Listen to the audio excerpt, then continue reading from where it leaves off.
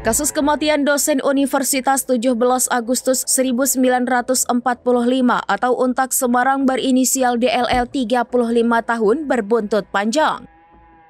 Bidang Profesi dan Pengamanan Polda Jawa Tengah resmi menahan Ajun Komisaris Besar Polisi Basuki selama 20 hari karena diduga melanggar kode etik Polri.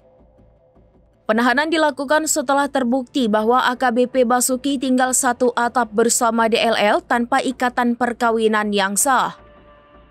Perempuan tersebut ditemukan tewas tanpa busana di kamar 210 sebuah kos hotel di Jalan Telaga Bodas Raya nomor 11, Karangrejo, Gajah Mungkur, Kota Semarang pada Senin 17 November 2025. Keputusan penempatan khusus diambil setelah gelar perkara yang dipimpin AKBP Henry Ibnu Indarto dari Bitpropam Polda Jateng turut melibatkan Inspektorat Pengawasan Daerah, SDM, dan Bidang Hukum. Dari gelar perkara disimpulkan bahwa AKBP Basuki tinggal bersama seorang wanita tanpa ikatan perkawinan yang sah. Kombes Saiful menegaskan bahwa langkah tersebut merupakan upaya menjaga objektivitas penyidikan serta bentuk komitmen Polda Jateng dalam menegakkan kode etik Polri. AKBP Basuki diketahui menjabat sebagai Kasubdit Dalmas Direktorat Samapta Polda Jateng dan kini menjadi saksi kunci dalam kasus kematian dosen muda tersebut. Penanganan kasus pidana sepenuhnya ditarik ke Ditreskrimum Polda Jateng untuk ditelusuri dugaan adanya tindak pidana. Direktur Reskrimum Polda Jateng Kombes Pol Dwi Subagio mengungkap bahwa penyidik kini tengah mengkaji seluruh bukti yang ada.